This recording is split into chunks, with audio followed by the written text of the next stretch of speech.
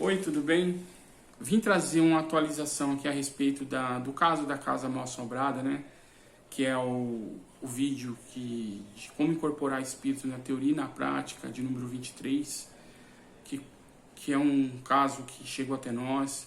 Quem quiser assistir o vídeo completo, eu vou deixar na descrição, onde o áudio da pessoa que pediu ajuda lá, eu coloquei o áudio dele, eu alterei a voz para não ser reconhecido, não é fácil. Mas ele tá lá, as portas estavam sendo abertas, a televisão ligando, estava acontecendo coisas, derrubando coisas, eu acho, na casa. Eu não tenho certeza sobre derrubar coisas, mas ele estava atormentando e ele estava tendo problema de, acho que cansaço, essas coisas assim. Na área profissional tá um pouco complicada as coisas. Então a gente vem trazer aqui a atualização desse caso, porque nós fomos lá mais 2 vezes, tá? Porém, antes de ir 2 vezes, minha mãe teve um sonho e depois desse sonho nós fizemos um trabalho de limpeza à distância primeiro. Mas escuta o primeiro vídeo para quem não escutou, vou deixar na descrição, tá bom? Mas vamos lá para a atualização. Porém, quando eu mostrei esse áudio para minha mãe a primeira vez, e a gente falou, não, vamos fazer sim, pedimos para os mentores, né? E ele falou, vamos fazer. Então aí minha mãe teve um sonho naquela noite, antes da gente fazer o trabalho de limpeza. Minha mãe teve o sonho que foi eu e ela lá na casa desse consulente, né, que pediu ajuda.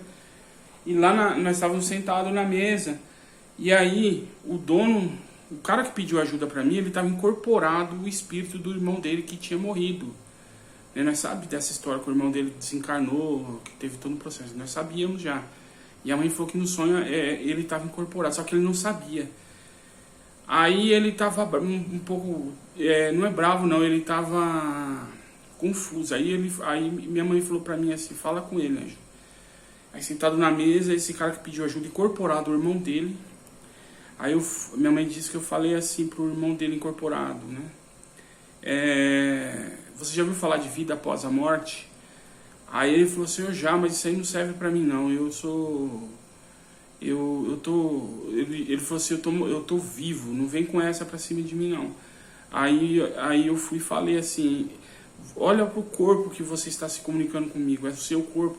Aí ele olhou, ele falou, meu Deus, eu virei alma penada. Aí as coisas na cabeça dele, acho que foi se acertando, ele foi lembrando de quando ele morreu, tudo. Aí ele começou a chorar, chorou, minha mãe falou que ele chorou, foi comovente mesmo o choro dele, que ela falou que todo mundo ficou comovido.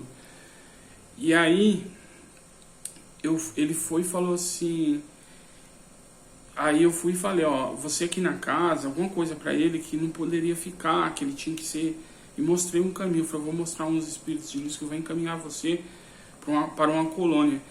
E aí ele falou assim, é que eu gosto muito deles, eu gosto muito do meu irmão, né, que eu estou incorporado, e eu tenho ele como um pai. A esposa dele, eu gosto muito dela, dos filhos, eu brincava, conversava com eles. Então eu ficava aqui e eu queria assistir televisão, a porta se fechava, eu queria abrir. Então, no sonho da minha mãe, era ele que estava fazendo as coisas acontecer lá. Agora, né, nós não descartamos assim, porque nós já sabíamos da história dele, que ele tinha morrido antes. Se isso influenciou no sonho, mas o que eu quero passar aqui no vídeo é essa experiência. Se foi uma influência, porque nós já sabíamos que ele já tinha morrido, né, sofrimento da passagem dele, também é uma experiência. Então fica aqui registrado, minha mãe teve esse sonho antes de nós fazermos a limpeza. Então no dia da limpeza, à distância, primeiro nós fizemos a distância, nós fomos orientados pelos mentores. Nós se reunimos no nosso local ali de trabalhos espirituais. Então, aí nós se reunimos, eu, meus irmãos e minha mãe. E aí nós abrimos, fizemos todos os procedimentos de proteção espiritual, chamamos a equipe espiritual.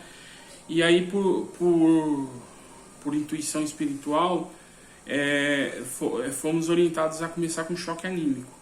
Então nós nos preparamos, nos concentramos e começamos a sentir a chegada das entidades sendo trazida. Então encostado, aí ela leva eu vou usar a palavra choque, eu não sei como que funciona bem. E ela se desperta. foi visto na tela mental maca sendo preenchida por espírito, sendo levada nesse momento. Então nós ficamos ali um tempinho, encerramos fizemos vibração, doação de ectoplasma, né, que é a esterilização de ectoplasma, e fizemos uma prece de agradecimento e encerramos.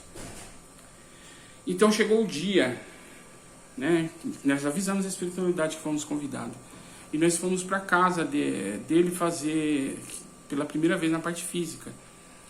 Então nós chegamos lá, combinamos lá às 7 horas da noite, chegamos lá às 7 horas, 5 para 7, e avisamos eles que nós íamos ensinar eles a fazer o Evangelho segundo o Espiritismo. Então nós armou a mesa para fazer o Evangelho, nós explicou para ele a importância do Evangelho segundo o Espiritismo, o Evangelho no lar, para fazer a proteção espiritual, para poder fazer a limpeza. E se alguém dentro da casa tiver com muita energia, nesse momento do Evangelho, é recolhida essas energias pelos espíritos de luz e levado para fazer tratamento, é levado para uma coisa nobre.